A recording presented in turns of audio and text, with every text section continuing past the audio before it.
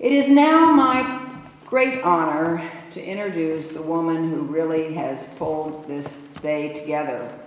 Her name is Sister Jenna, and she's the founder and the director of the Meditation Museum and the Washington, D.C. branch of the Brahma Kumaris. Her wisdom and compassion are expressed through a variety of initiatives she spearheads for youths, women, and communities. She's on Huffington Post. I said, my heavens, Sister Jenna, is there no place that you haven't touched at this point? And this was amazing when she started writing for them and really shaping the consciousness of lives across the country and around the world. She's also one of my best friends. I met Sister Jenna 15 years ago. I was in my condo in Washington, D.C., and she came to my door, and here is this woman in white. Now, it's not that I haven't seen people in white before, but there was a sense of this woman. I thought I had maybe transported myself into a fourth dimension or something. I thought, what? May I help you? She said, well, I was told I should come see you, that you know a lot of people in Washington, and I have things that I want to do now that I'm here. And I would like you to introduce my mentor, Dadi Prakash Mani, to the nation's capital. And I said, well, I'm very interested in finding out more about this.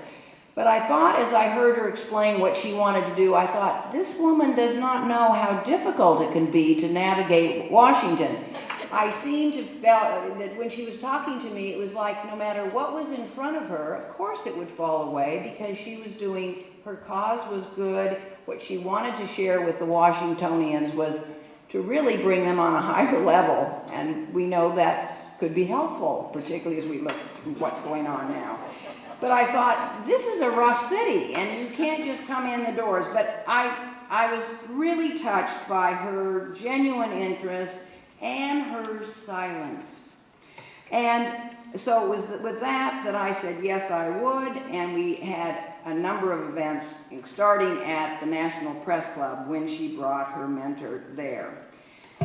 She has since then impacted the lives of so many of my friends, and she continues to turn me and my friends towards God and to ourselves to find resolve. Before Sister Jenna comes on stage, I'd just like to say a few words, though, about this unique, small museum that she founded not far from here, and a little bit about the Brahma Kumaris, an amazing organization that she leads in the nation's capital. First, the museum. This little museum, again, which I thought, now a meditation museum, I don't know, Sister Jenna, if this is going to take off. Well, like everything that she does, it has, and it has become, the press and others are so interested in the fact that we have a meditation museum here. It invites visitors to enhance the quality of their thoughts, their lives, and the world around them. Their hope is that everyone who experienced the museum finds his or her authentic meaning for life. The museum features interactive displays and tailored training sessions providing tools of transformative power to help people realize their full potential as individuals. Now, the Brahma Kumaris are an amazing group. They began in the United States in 1977, and they have over 30 centers in the U.S. through special programs nationally. It's an incredible and a very quiet movement. So you wouldn't know how active they were unless you were a good friend like me who knows that this 24/7 Sister Jenna and her magnificent family and community in which she leads, they have done more to reach out to people in this community and all over the world, more than I have ever seen any group do. And they've put together a lot of things that I have been involved with, from everything from peace trees planted on Capitol Hill, the Pentagon, to Envision City of Values, Remember Me banners that decorated the entire city, to Dancing for Peace, flying kites for peace, endless.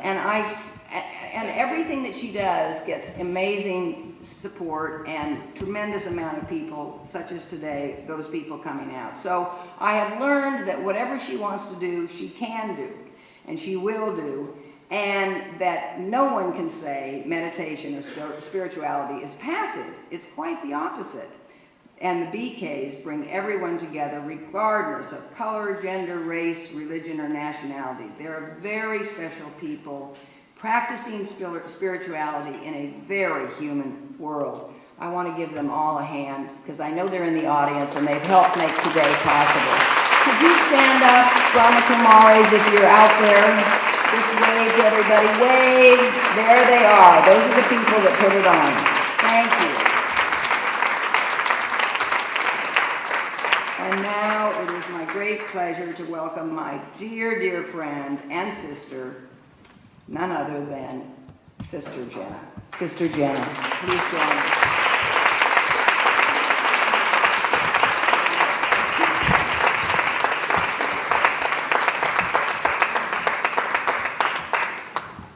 Well, Om Shanti and good evening. Hello on the top, hello at the bottom.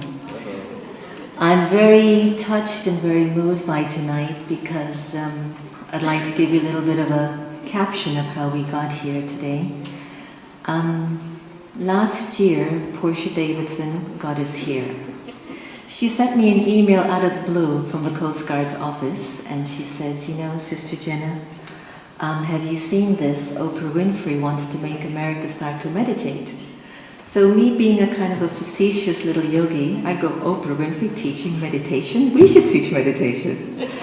And then what happened from there was that we started to look at our country. We started to look at this particular area that we are of service to. And then we started to borrow some of the practices that the Brahma Kumaris naturally does anyway. So every morning we pause for peace at 7 o'clock. And every evening we pause for peace at 7 p.m. So the thought was, why didn't we just invite our friends and family and everyone in the country to join that simple practice and to see how we could begin to collect a clearer understanding of ourselves, a clearer understanding of our capacity as people, and a clearer understanding that we are so influential on a global level.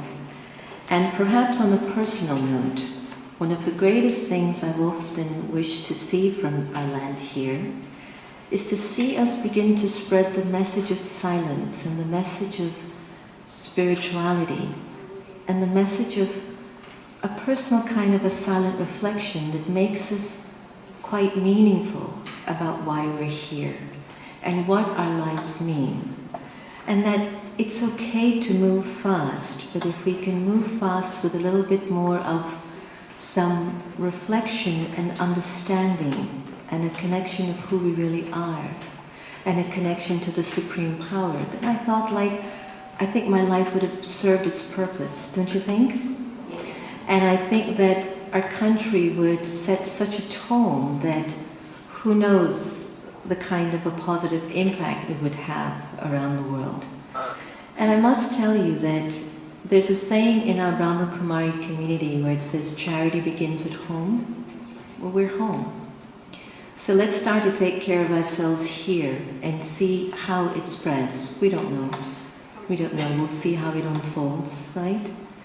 And so with all that said, I thank each and every one of you for coming out today. And I thank all of the friends that have supported us over the years. And I thank time for supporting us up until now.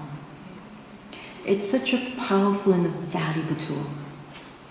And as we approach even the 7 p.m. moment tonight, I will be asking us to take some moments to pause for peace in the country. And I'd like to also show you how far America Meditating has reached as we look at the map. From Washington, D.C. alone, and if we could just highlight, get closer into the U.S.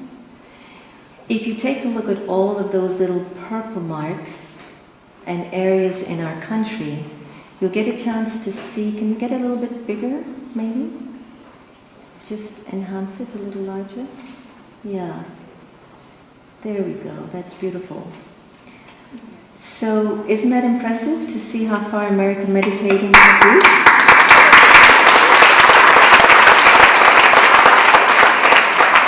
Those little points of light actually are saying that individuals around our country have taken the commitment and the promise that no matter how fast life gets, I can't forget why I'm here.